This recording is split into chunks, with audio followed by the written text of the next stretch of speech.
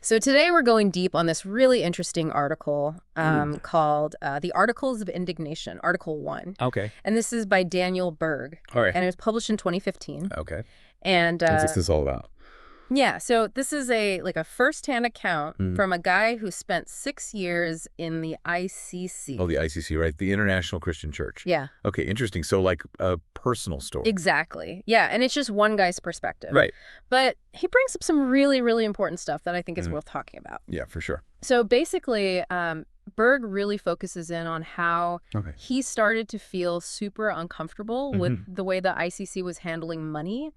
And also some of the things that the leaders were doing and the way they were kind of acting that just didn't sit right with him. And so what we're going to do today is really try to break down all these specific concerns. You know, how did the ICC's financial practices change over time, at least from Berg's point of view? Yeah. And what were these psychological tactics that he thinks they were using? Okay, cool. Let's get into it. Yeah, so right off the bat, Berg talks about how when he first joined the ICC, he was so impressed. Yeah. You know, he really felt like their doctrines aligned with the early Christians. Right. And that's a big thing for a lot of people. Oh, totally. When they're looking for a church, right? Absolutely. Yeah.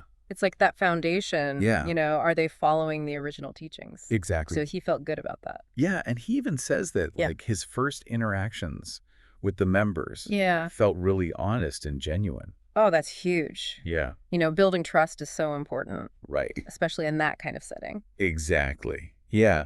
And then there's this part where he mentions Kip McKeon. Okay, Kip means the leader. Yeah, the leader of the ICC. Gotcha. And he talks about how McKeon had some, past misconduct issues, but that he had addressed them publicly and apologized. Okay. And Berg was willing to give him a second chance because of that, So he was okay, he admitted it, he apologized. Yeah, and he even compares it to King David in the Bible repenting. Oh, wow.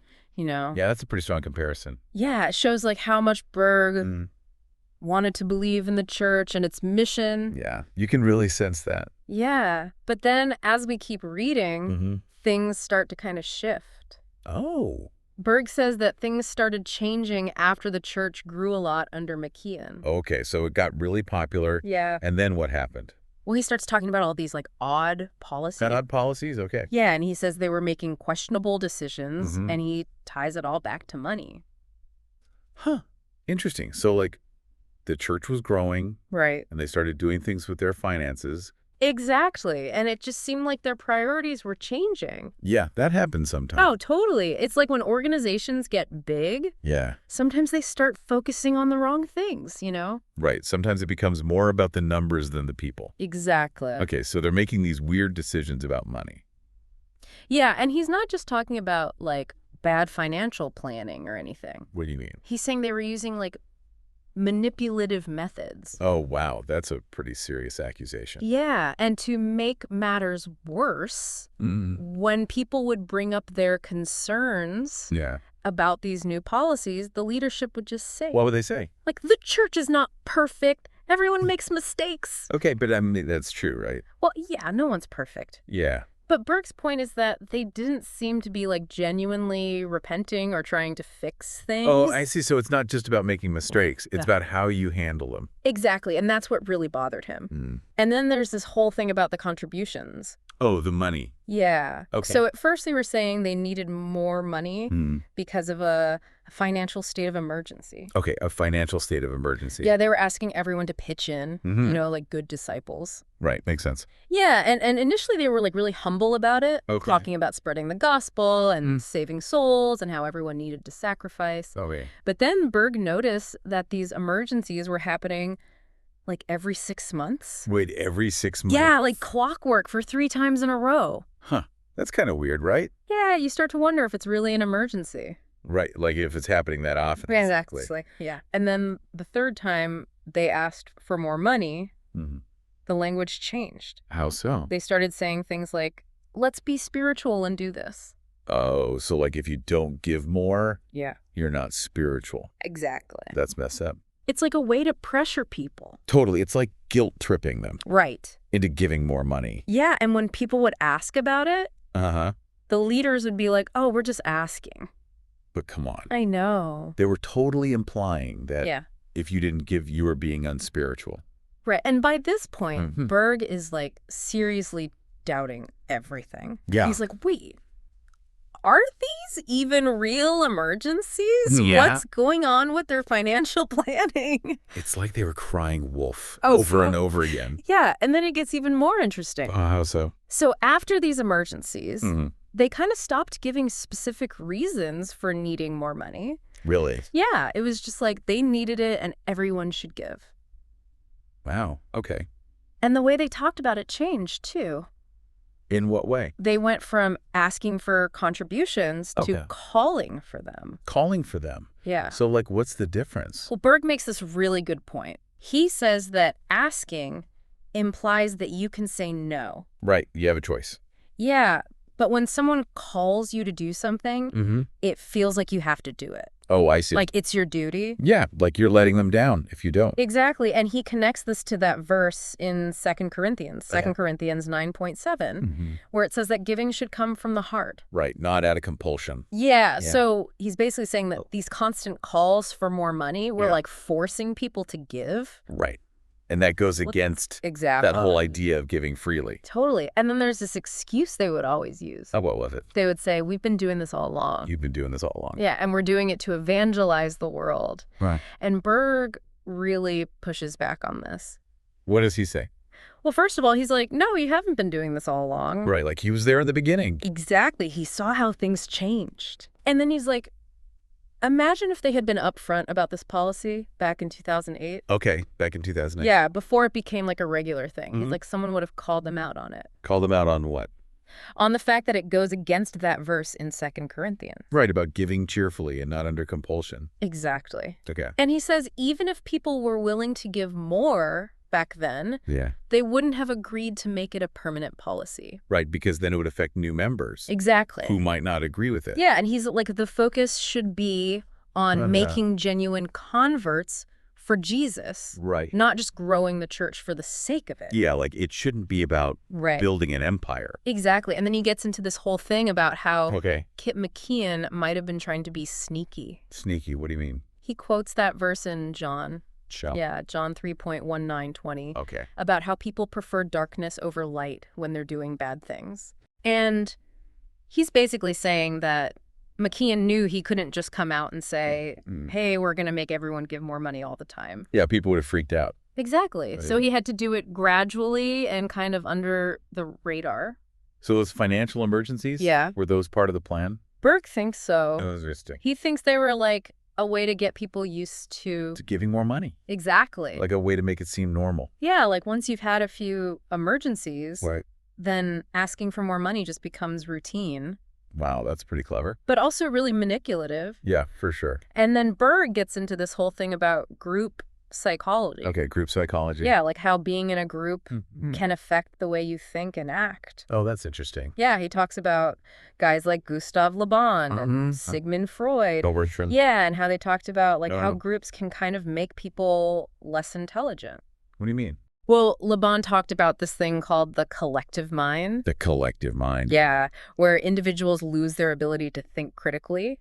Oh, what? And they just kind of go along with the group. Yeah. And Freud had this idea of the herd instinct. Oh, right, the herd instinct. Yeah, where people in groups start thinking less rationally. Oh, okay. And Berg makes it clear that he's not trying to insult anyone. Right, he was part of the group too. Exactly. He's just saying that these are like real psychological phenomena that can happen in any group. And he thinks it was happening in the ICC. Okay. So you've got this peer pressure where everyone's giving more money. Yeah. And you don't want to be the only one who doesn't. Right. You don't want to stand out. Yeah. And then people start justifying it to themselves. Wow. They're like, we're doing this to evangelize the world. True. Even though that's not really the reason anymore. Right. It started with the emergencies. But then it just became like the default excuse. And Berg also points out that a lot of people left the church during this time. Oh, really? Yeah. But the policy still worked financially. How come? Because the people who stayed were giving more money. Oh, and new people were joining too. Right. So it all kind of balanced out. Yeah. Okay, so what about those financial workshops? Yeah, so these were like presentations that they would give to new members. New members? Yeah, usually after they had been there for a while. Oh, so once they were already kind of hooked. Exactly. Interesting. And Berg's like, these weren't really about financial management. What were they about then? They were more like pep rallies. Pep rallies. Yeah, they would talk about the church's budget and how they needed more money, and then they would announce the new contribution increase. Oh, wow. So it was all about getting people to give more. Yeah, and they would use scripture to back it up. What kind of scripture? Like Acts 4.3237. Oh, where the disciples sold all their possessions? Yeah, and they would say that's what everyone should be doing. To support the church. Exactly. Okay. And Berg's like, if this is just about financial information, why does everyone have to go to these workshops? Like, what about the people who aren't involved in financial planning? Exactly. And the thing is, they never told new members that these contribution increases were going to happen all the time. Oh, really? Yeah, it was like a don't ask, don't tell policy. Wow, that's shady. And Berg thinks that a lot of people left after like 2 years. It's because they realized they were going to keep getting asked for more money. Exactly. But then some people stayed. Even though they were unhappy. Yeah, because they were afraid of losing their salvation. Oh, wow. If they left the church. That's a powerful motivator. Yeah. So what about those older members? Yeah, so this is where it gets even weirder. Okay. So Berg says that newer members actually found out about these increases sooner than the older members. What? How come? Because the leaders would have to, like, reassure the older members. Do you assure them about what? That they didn't have to keep increasing their contributions. Oh, wow. Tip McKeon apparently said that anyone who had been in the church for 4 years or more was exempt from the increases. Exempt? Yeah, like they didn't have to give more. But isn't that kind of ironic? How so? Well, the Bible says that all giving should be voluntary. Right. So shouldn't everyone be exempt? Except that's Berg's point. But the thing is, this exemption was basically meaningless. Right. Because the region leaders still had to meet these quotas. Oh, so they were still pressured. Exactly. To get more money from everyone. Yeah, and he gives an example from 2014 where older members were still being pressured to give more. Even though they were supposed to be exempt. Yeah, and they were being called unspiritual if they didn't. Seriously? Yeah, and it wasn't just the leaders doing this. It was like the whole discipleship structure. What do you mean? The people who were discipling others were told to pressure them to give more. Oh, wow. So it was like this whole system of coercion. Yeah. And Berg thinks the exemption was just a way to keep people quiet. Exactly. Like to make it seem like they were being fair. I mean, really weren't. Right. Okay, so what about this spontaneous contribution raise? Yeah. So this one time, they just announced a raise out of nowhere.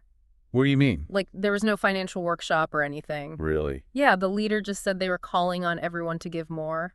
Just like that? Yeah, and then they passed out these scraps of paper. Scraps of paper? Yeah, to use as contribution cards. Oh, wow. So it was like really informal. Yeah, and then the next week, the leader came back and said they didn't get enough money. Oh, no. I know, and they asked everyone to increase their contributions again.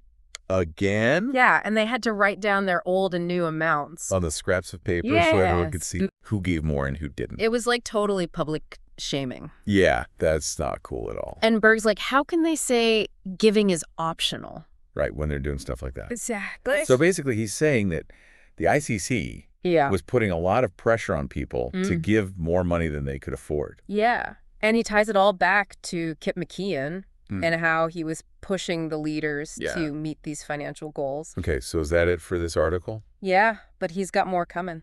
Oh, really? Yeah, he says he's going to talk about pledge cards. Pledge cards. Yeah, and special contributions and even extortion. Extortion. Yeah. Yeah, he says they were basically extorting money from people.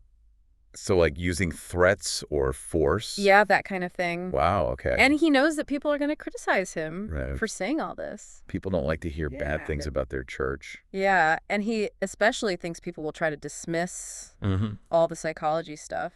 Oh, yeah, it's saying it's just theory. Exactly. But it sounds like he's got a pretty good understanding of it. Oh, yeah, he definitely does his research. Okay. And he even points out that Freud himself called his work on group psychology a theory.